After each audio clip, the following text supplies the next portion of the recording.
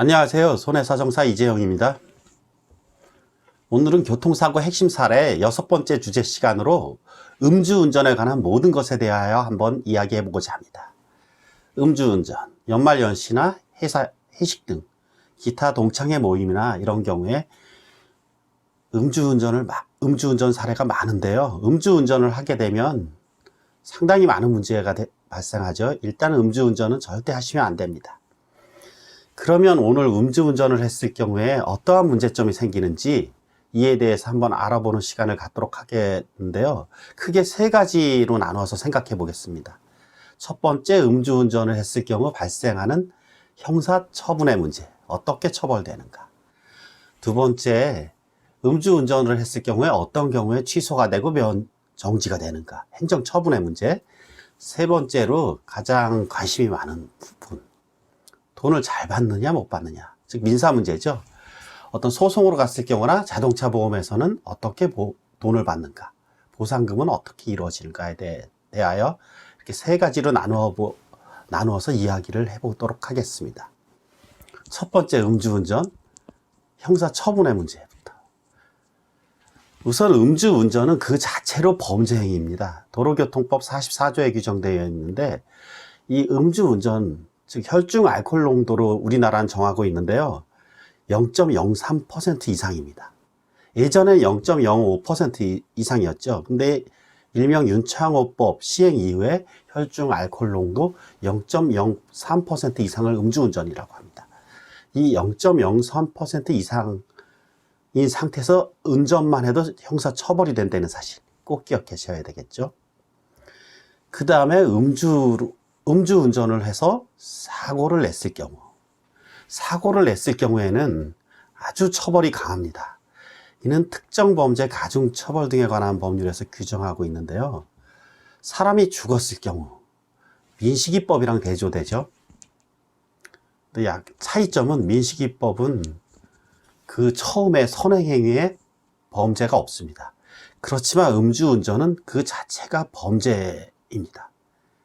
그래서 이에 대해서 요즘 얘기가 많이 나오고 있는데요. 이에 대해서는 뭐 나중에 변론으로 하고, 일단 음주운전으로 사람을 사망에 이르게 했을 경우, 이럴 경우에는 무기 또는 3년 이상의 징역에 처해지도록 되어 있습니다. 그리고 사람이 다쳤을 경우, 이런 경우에도 1년 이상 15년 이하의 징역 또는 1천만 원 이상 3천만 원 이하의 벌금에 처해지도록 규정되어 있습니다. 그리고 사람을 쳐서 죽여놓고 도주했거나 아니면 도주한 후에 사람이 사망하였을 경우, 이런 경우에는 최대 사형까지도 처해질 수 있다는 사실, 이 또한 꼭 기억하셔야 되겠죠. 다음으로 행정처분의 문제. 음주운전은 일단 0.03% 이상이면 면허 정지가 됩니다. 0.08% 이상일 경우에는 면허 취소입니다. 그 자체만으로라도. 근데 또 음주운전으로 인해서 사람을 죽거나 다치게 했을 경우, 이때에는 그냥 무조건 면허 취소입니다. 근데 면허 취소된 경우나 면허가 정지된 경우에 만약에 운전이 생업에 아주 중요한 역할을 할 때, 이 운전을 못할 경우에 생계에 아주 중대한 위협이 될 경우에는 예외적으로 그 감경 사유를 규정하고 있는데요. 하지만 중요한 것은 감경이 아무 때나 되는 것이 아닙니다. 예전에는 이거 잘못 알고 계신 분들이 상당히 많습니다. 지금 네이버 지식인이나 이런 데도 잘못된 답변들이 상당히 많이 올라오고 있는데요. 예전에 혈중 알코올 농도 0.1% 이상 취소일 경우에는 그 감경 기준이 0.12% 이하, 0.12% 초과해서 운전한 경우에, 이럴 경우에는 감경이 되지 않은 걸로 돼 있었는데, 지금은 윤창호법에 의해서 그 처벌 규정이나 이 행정 단속법규가 강화됨에 따라서 지금은 혈중 알코올 농도 0.1%를 초과한 경우, 이런 경우에는 감경 기준 대상이 아닙니다. 꼭 알아두셔야 되겠죠. 그 다음에 음주운전으로 사람을 죽거나 다치게 한 경우, 이때에도 구제를 받으실 수 없습니다. 그리고 과거 5년 이내에 인사사고를 3번 냈거나 그 다음에 음주 사고가 있었던 경우, 이런 경우 등에도 구제를 받으실 수 없다는 사실, 어떠한 경우에도 못 받습니다. 우선 대한민국은 법치국가라고 하죠. 이러한 지식의 원천이 어디서 출발하는가, 그 법을 잘 적용하고 못하고는 나중 문제고, 일단은 법에서 시작합니다. 가장 먼저 찾아봐야 될 것은 법의 원문입니다. 도로교통법, 법은 크게 3단으로 구성되어 있는데, 법이 있죠. 일단 국회에서 제정하는 법, 그 다음에 대통령령으로 명령하는 것이 있습니다. 이 시행령, 그 다음에 각부 장관령, 규칙이 있죠. 시행규칙. 그래서 이 중에서 법규라고 합니다. 이걸 싸잡아서 법이 있고 시행령이 있고 시행규칙이 있습니다. 항상 우리 네이버건 다음이건 법 찾아볼 수 있잖아요. 거기에 들어가 보시면 법의 원문들을 먼저 보시는 게 가장 지식의 원천의 근원입니다. 꼭 기억해 두십시오. 0.1% 혈중 알코올 농도가 초과된 경우에는 절대 음주운전 구제되지 못한다는 사실. 예전에 0.12%가 아닙니다. 가장 다음으로 중요한 문제, 민사 문제, 돈 받는 문제죠. 일단 음주운전은 그 자체가 범죄 행위이기 때문에 원칙상 보험에서 보상을 해줘서는 안 되는 것입니다. 하지만 피해자 입장에서는 음주운전을 한 가해자가 음주운전을 했는지 무면허 운전인지 알 수가 없습니다. 만약에 무조건 보상을 해주지 않는다면 보험에서 피해자 입장에선 제대로 된 보상을 받을 수가 없는 경우가 발생할 수 있습니다. 이래서 입법내에 따라서 그냥 아예 음주운전을 근절하기 위해서 아예 보상해 주지 않는 나라도 있지만 피해자 구제 차원에서 보상해 주는 나라가 있는데 우리나라의 경우에는 보상해 주는 나라입니다.